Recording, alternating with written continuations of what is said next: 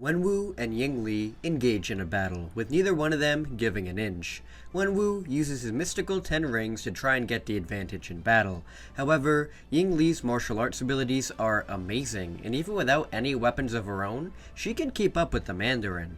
Wenwu eventually loses their battle, and gains a tremendous amount of respect for Yingli, and the two begin to see each other at the entrance to the mystical land of Ta Lo. However, one day while they're having a picnic together, Yingli can sense that something is approaching them. The two hear a gigantic explosion outside of the entrance to Ta Lo, and Wenwu steps out to investigate. He walks out to see a huge crater and what appears to be some kind of ship? Wenwu readies to 10 rings and steps into the crater more, with the ship opening up and revealing a young boy with a tail. Wenwu has dealt with many oddities in his 1,000 years of life, but this is one he hasn't encountered yet.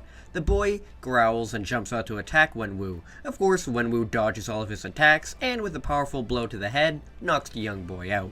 Wenwu picks up his body and brings it back to Yingli, with them wondering what they should do with the boy. Where did he come from and why does he have a tail? Could he be some kind of alien? No, that can't be. To try and get some more information, Yingli decides to bring the boy back to Ta Lo with her so the elders can help figure out who he is. The young boy is taken into Ta Lo, where they all try to figure out who he is. Surprisingly, after that blow to the head he took from Wenwu, he's calmed down and isn't rowdy or dangerous at all anymore. He just seems like a normal boy. They try and find out if he has a name, but the boy doesn't remember it, so they need to give him a new one. Since this boy has a tail and acts like a monkey, they decide to name him after an old Chinese fairy tale. The boy is named Sun Wukong, which translates as Son Goku. Goku stays with Yingli and begins to train under her, with him adapting to the ways of Ta Lo in no time at all. He is accustomed to their mystical artifacts, especially their magical Nuebo, or the Power Pole, and since his heart is very pure, he is even the first in generations to ride their Kinton, or the Flying Nimbus. Yingli brings Goku on trips to see Wenwu, with Wenwu surprised on how the young boy has grown accustomed to her ways. Eventually, Yingli and Wenwu decide to start a life together, and the elders of Ta Lo won't allow Wenwu into their world, so Yingli is going to have to leave Ta Lo and her powers forever. Even though Goku has grown very close to the home of Ta Lo, he has grown even closer to Yingli and Wenwu. Since Yingli sees Goku like her own son, she takes him along with her, with Goku not arguing this at all. He takes his power pole with him and leaves Ta Lo for good, with Yingli becoming the adopted son of her and Wenwu. Eventually, Yingli and Wenwu have children of their own, Shang-Chi and Shu Xiaoling. Goku is a good big brother to his siblings, showing them all of his own martial arts. Since, unlike Yingli, Goku didn't lose his powers when he left Ta Lo. Everything seems perfect. Until Wenwu's 10 rings past finally catches up with him. While Wenwu is away, mercenaries show up to kill Yingli and her family. And this time, Goku steps up to defend her. Yingli is able to hold her own very well, though it's very tough since she doesn't have her powers. Goku, however, is able to take care of the mercenaries easily with his own strength and the power pole. The mercenaries are defeated and Yingli's life is spared. Things seem to be in the clear. That is until Goku looks up at the full moon for the very first time. He lets out a mighty roar and transforms into a great ape, stunning the entire family. Great Ape Goku destroys everything around him, with Yingli trying her best to calm her boy down. But she is no match for this monster, and Goku tragically crushes her beneath his foot, killing his own mother. Wenwu could see the giant monkey appear at his home, so he rushed back to protect everybody. He is devastated to find his love is dead, and is crushed even more when he realizes that this ape is his own son. He has no chance of defeating the ape by himself, so, after many years, he puts the 10 rings back on, and rushes the ape. With the power of the 10 rings, Wenwu is able to hold his own against the Great Ape Goku, and is even able to cut off his tail. Goku reverts back to normal, unconscious on the ground, with Wenwu about to kill the boy for what he did to his Yingli. Shang-Chi, though, stops him, saying that he only transformed when he saw the moon, and that he didn't mean to kill her. Shang-Chi's pleading eventually gets Wenwu to spare Goku, and when he comes to, he reveals that he doesn't remember anything about what happened.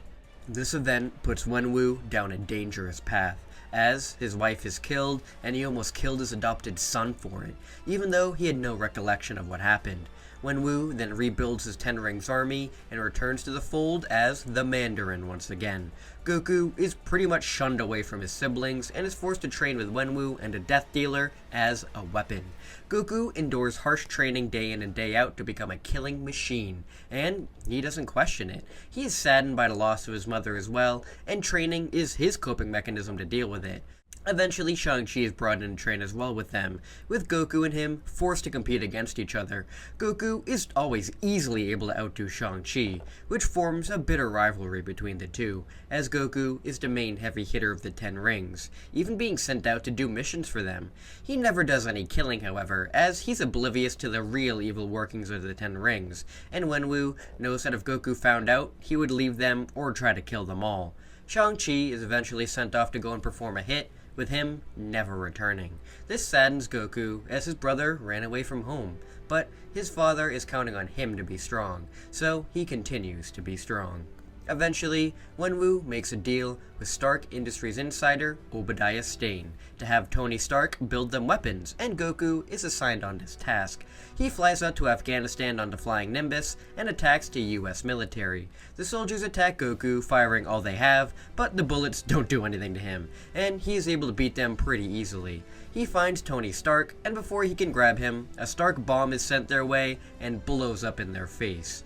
Goku is pretty uninjured by the blast, but Tony is in critical condition. Thankfully, the rest of the Ten Rings members arrive to bring Tony to their camp, with Goku being suspicious on the whole ordeal. Why are they torturing this guy for his weapons? Sure, he doesn't seem to be the greatest guy around, but he's not evil or anything, so why are they doing this?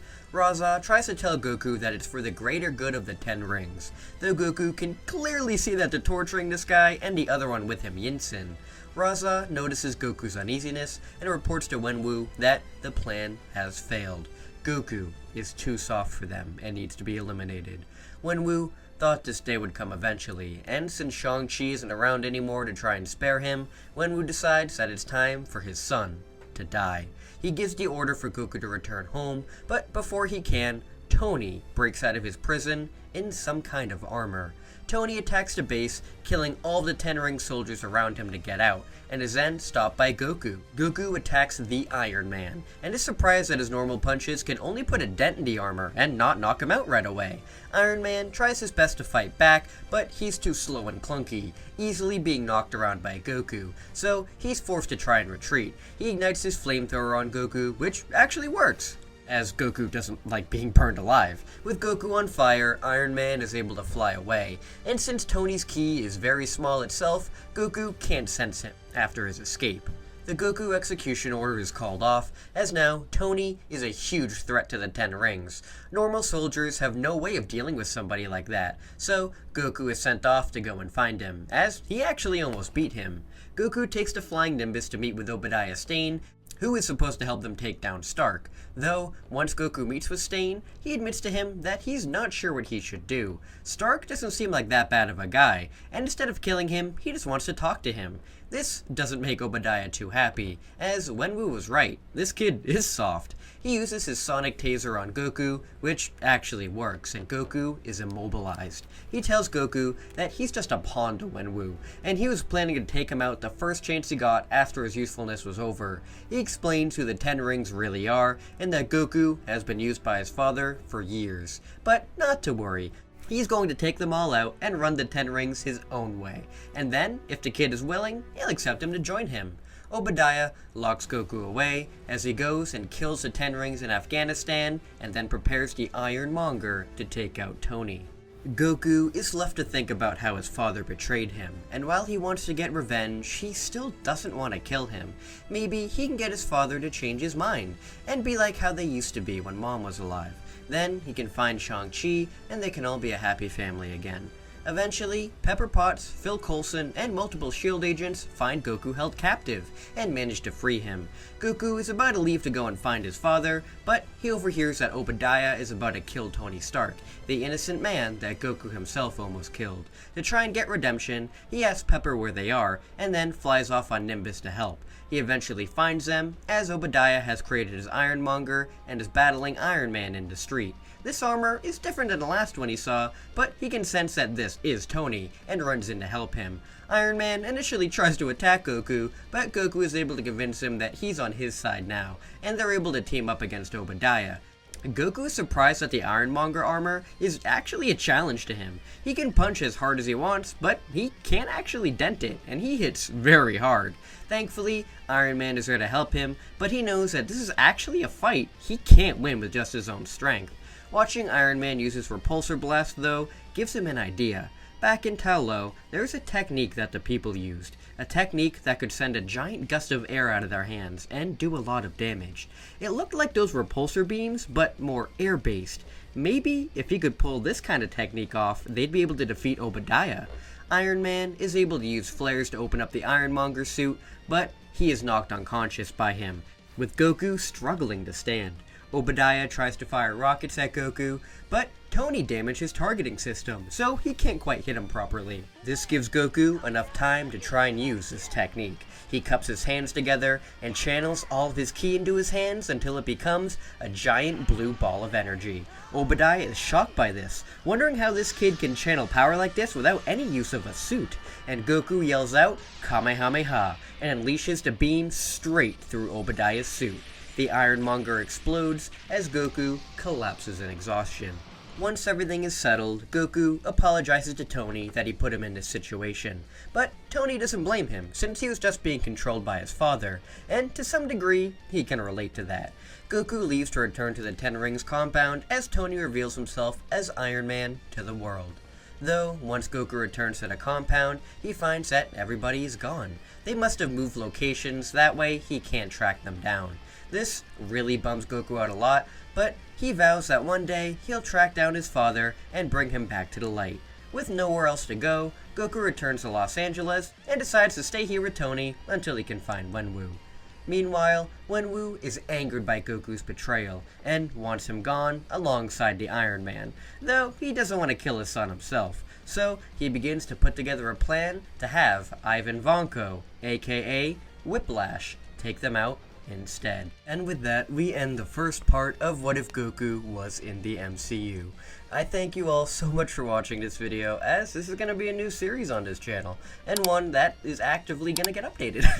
So I hope you guys enjoy it, and before I go, I just want to give a huge shout out to all of my amazing patrons. In the official patron tier, we have Nathan, BBB, Bossmaker, Semroth, Happy Chappy, Silver Strike, and Courtney Hawkins. In the moving up in the world tier, we have Patrick Sandelin, John Lister, Boris, Sinchenra92, Oak Woodtree, Monal, Blake Foyer, Matthew Garcia, True Lightning Striker, Faisal Al-Sharif, Lore Artie, Adrian Williams, Ethan Yeatstar, Kelstar159, The Shadows, and Damar DeBell. In the VIP patron tier, we have Levin726. And finally, in the God tier, we have TailsHomie99. Thank you, especially TailsHomie99. You are an absolute god. And with all that, thank you so much for watching, and until we meet again.